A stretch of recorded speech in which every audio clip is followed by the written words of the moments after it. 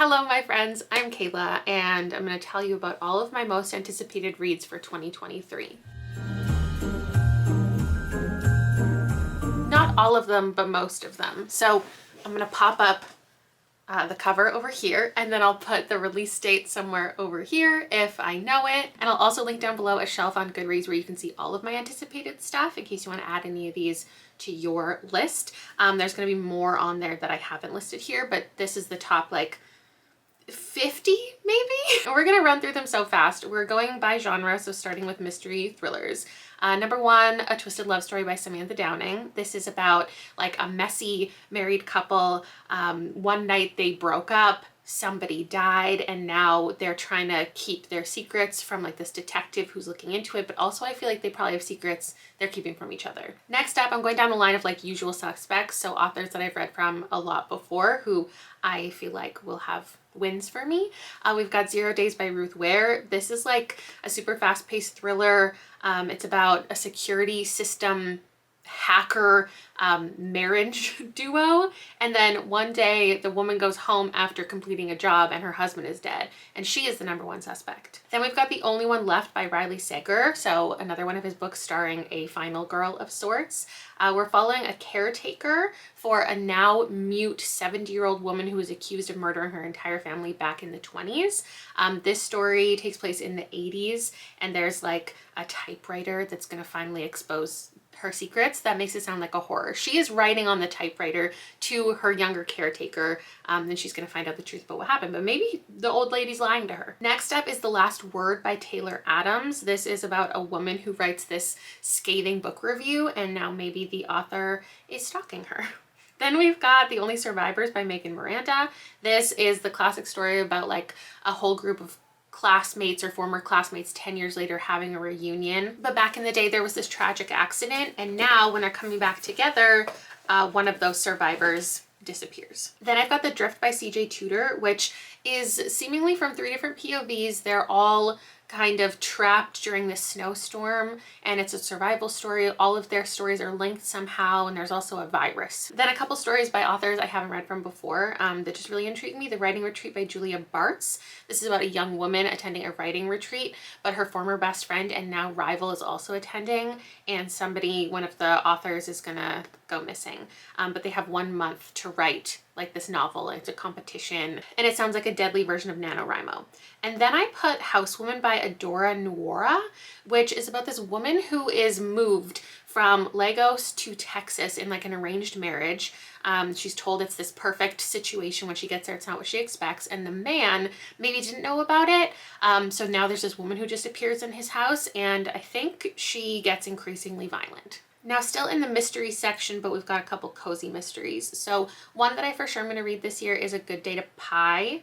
A Good Day to Pie? Yeah, by Misha Pop, which is a sequel to Magic, Lies, and Deadly Pies, which is about this woman who makes revenge pies and people die. But this time her intended target that she's meant to kill is one of the judges in the pie competition that she's entering. So it's going to be silly. And then we have Finley Donovan Jumps the Gun, which is the 3rd book in the Finley Donovan series by Elle Cosimano. Finley Donovan, she's a mother. She accidentally gets caught up in this murder for hire scheme. And then in the 3rd book, she owes somebody a favor because of previous events that we've read. And she's going to enter into this police academy to get more insight into her intended target. Let's move into lit fic, general fiction next. So we've got House of Cotton by Monica Brashears, which is about a woman who's offered a job at this funeral home, and the requests get more and more strained that she's being asked to do. So there's social commentary within it on racism, predatory practices, grief, and death. And I just really like stories where somebody's thrown into really unusual circumstances and they just have to navigate their way through it. Next, we've got The Late Americans by Brandon Taylor, who I read from last year. This is following various stories and a whole group of friends, and they're all at a crossroads in life. I don't really know what it's about, but I really like this author's writing. We've got The Survivalist by Kashana Cauley, which is highlighting a variety of systemic issues through the lens of a young Black law student who gets sucked into the world of doomsday prepping. Then we've got Yellowface by R.F. Kuang on my list. This is commentary on cultural appropriation and racism. We have 2 authors who one dies and the other one like steals her story that she's been writing. The novel is about Chinese laborers during World War I, and this white woman steals the story and publishes it as her own under like an ambiguously ethnic author name and photo. Then I put Chlorine by Jade Song on my list. It says it's a competitive swimmer is the main character, and she's trying to like live up to the expectations of her coach and her family, and she decides the best way to do that is to become a mermaid. It's said to be kind of like The Vegetarian and Night Bitch, which are books that I don't love, but I do love the idea of a story of obsession that gets a little bit weird. Next, I have Interesting Facts About Space by Emily R. Austin, which doesn't have a cover, but I read her story, this one, recently that was really interesting about a woman thrown into an unusual environment, and this one is similar. There's a crime-obsessed serial dater who we're following, navigating her first serious relationship, but she's also convinced that somebody is stalking her. And then lastly, I put Family Lore by Elizabeth Acevedo on here. I've given all of her books 5 stars. This is her foray into adult fiction, and it's a multi-generational Dominican-American family we're following, and one character is planning her own living wake. So it's about all of the people in her life, and it's about, I don't know, memories and magic and life and death. Now let's get into some juicy horror. So at the top of my list is Vampires of El Norte by Isabel Cañas, which is like a supernatural western, which sounds very fun. It's set in 1840s Mexico. We're following a main character who's a healer, and she's trying to prove to her dad her own worth so she doesn't get married off to a stranger. Then I don't think we know anything about Rouge by Mona Awad, but she has another horror that obviously I can't wait to read, so whatever it's about, I'm gonna pick it up. Next, I have The Salt Grows Heavy by Cassandra Khaw. I'm just excited to give this author another go. Apparently it's about cannibals and disembowelment and surgery, so it sounds like a lot of body horror, and I'm intrigued. We've got The Haunting by Alejandra by V. Castro, who's another author that I read for the first time recently. This is about a woman who's haunted by a demon, obviously. She's having ghostly visions and exploring like her family lineage and what maybe demonic presence she's actually inherited. Next up, from the author of one of my favorite horror books of last year, Tinfoil Butterfly, we have The Insatiable Bolt Sisters coming out, Rachel Eve Moulton. And it's 2 sisters who grew up on this island together, but they've been separated for a long time, and they're coming back to it. I think their parents have died, and it's just an eerie exploration of family legacy. Whatever that means, I'm gonna read it. Next, we have one that I have. Let me put it over here where it's supposed to be. A House for Good Bones. A House with Good Bones by T. Kingfisher, which is also about siblings coming back to their family home. So we have a woman, and she has 2 kids, and they arrive and they realize their mom is having these perhaps paranoid delusions, but maybe something more sinister is afoot. I also have this one, The Spite House by Johnny Compton, which is about a man and his 2 children. He left his wife behind, and they're moving into this supposedly haunted house that nobody ever wants to live in. And as caretaker, he's responsible for keeping track of all the paranormal activity that's happening within the house. And while he's exploring that, he also learns things that maybe like his family legacy also belongs in the house. Then I'm very excited to read How to Sell a Haunted House by Grady Hendrix, which is again about 2 siblings going back to their familial home. Their parents have died and they need to sell the house, but spooky things are happening there. I'm only now realizing how so many of these things have things in common. Is it just because that's what I'm interested in, or is that just where publishing is at right now? Then I have, oh gosh, I have this one too. Bad Cree by Jessica Johns. This is about a woman returning to her small Albertan town. Her sister died, and I think her dreams are like coming to life. She's being haunted by this murder of crows, and maybe they come out of her dreams, or her dreams play a part in the story. I also have on my list The Beast You Are by Paul Tremblay. This is a series of stories. I don't know what any of them are about, but it's in the horror category, and I adore Paul Tremblay, so I'll be picking it up. The only YA horror that I put on my list that I for sure want to pick up is called She Is Haunting by Trang Ton Tran, and it's a coming-of-age ghost story about a closeted bisexual Vietnamese American girl searching for a place to call home. Oh, and lastly for horror, I can't believe I almost forgot this, Don't Fear the Reaper by Stephen Graham Jones. This is the sequel to My Heart is a Chainsaw, one of my all-time favorite horror books. Jane Daniels is the star of it, and she's convinced that there is a slasher movie going on around her. It's a lot of her internal thoughts just about the community around her. And in the sequel, She's coming back to the area years in the future, and there is a serial killer that she feels the responsibility to take down. Next, we'll move into sci-fi and then fantasy and then end it out with romance. So in sci-fi, I have Feed Them Silence by Lee Mandela, which is a novella.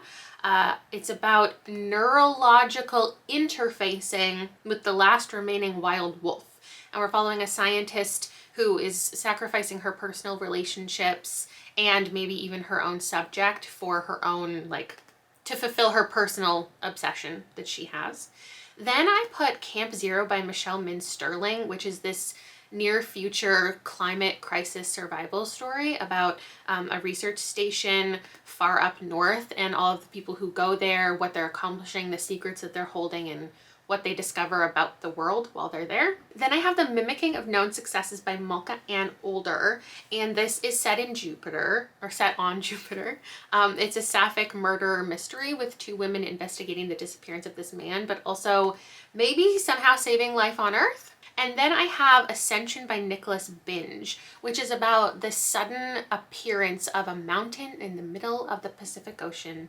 And it's a speculative thriller told in a series of letters from the scientist who was exploring it that he like sent to his family, or that never got sent to his family while he was researching it.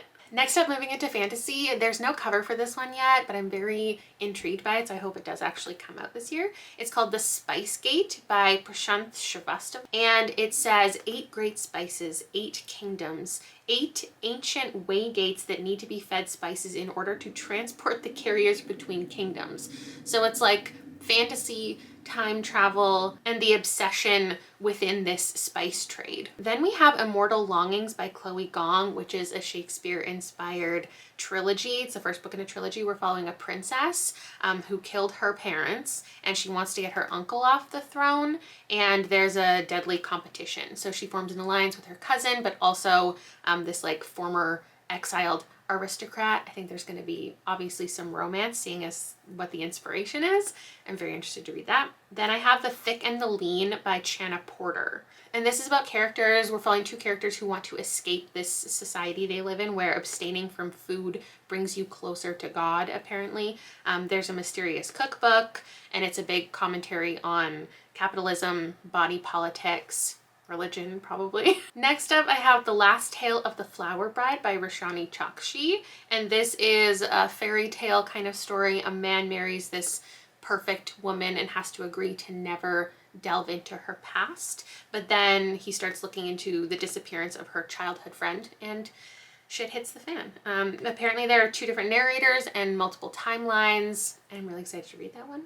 Then I also have Venko by Sherry Demeline on my list because I just adore that author. I don't fully know what it's about. It's like urban fantasy. It's got a found family. There's a network of witches. And then also there's a witch hunter who is stalking their every move in this underground witchy society. And lastly, in the fantasy category, I have the 8th book in the Wayward Children series, Every Heart a Doorway, Eleanor West's Home. This one's called Lost in the Moment and Found. It's following a character named Antoinette. Some stories take place in Eleanor West's home for these children who go to these magical places, can't cope with the real world, and they get support. And some of the stories take place in these worlds, and I think this one is one of those where there's this world where things are lost and things are found. It's about childhood innocence being lost. I'm actually going to be rereading the entire series in January, including this one, so that'll be fun. And then let's get into romance. So I'm in my soft girl era, and the romance on my radar includes Practice Makes Perfect by Sarah Adams. This is said to have like Gilmore Girls small town vibes, and we're following a florist and a man who's a bodyguard, and he's in town for work, and they have a little fake dating situation going on. Then a YA one I have on my list is You Don't Have a Shot by Raquel Marie, because I read Ophelia After All and loved it in the past. And this is about soccer camp rivals. It's inspired by Bend It Like Beckham, which I haven't seen and I know that I should. Then I have Happy Place by Emily Henry, as I'm sure everyone does. This is about a couple who just recently broke up and they have to pretend to be together, I think to like save their kind of friendship group from being sad about their breakup on their annual summer vacation. I think that's what it is. Then I've got Yours Truly by Abby Jimenez, who I read from recently. And it's like a rivals to lovers set in a hospital. I'm assuming it's the same hospital from the book that I also read. And it's got like a secret admirer series of letters situation that sounds really cute. I also have Highly Suspicious and Unfairly Cute by Talia Hibbert on my list, which is YA, which I'm just picking up because it looks so cute. I don't read a lot of YA romance these days, and also Talia Hibbert didn't work for me. But listen, it's about a survival course in the woods. There's OCD rep. One of the main characters is like a social media content creator. It just sounds like it was really made for me, and I'm gonna read it. Especially because it's also got, I think, a hate to love kind of dynamic. And then lastly, I read from Christina Forrest, a YA romance from her a couple years ago. And this one is an adult one called The Neighbor Favor. And it's really bookish. And there's this woman who has been writing letters or emails to her favorite author, and they've created a little romantic connection. And then she meets up with her neighbor, who turns out to be that author, but she doesn't know it, but he figures it out before her, and there's like a wedding, and it just sounds like it's gonna be cute. So those are some, not all, of the 2023 releases that I'm very much interested in. Hopefully I do get to them all by the end of the year, because otherwise when I react to this video at the end of the year, which I probably will, I'll be disappointed in myself. So I'll try to hold myself accountable. And thank you so much for watching. Let me know if you heard of anything you hadn't known of before that you're adding to your TBR. As always, let me know if there's anything that I didn't mention you think I should have in the comments, and I will see you later. Thank you so much for watching. Bye!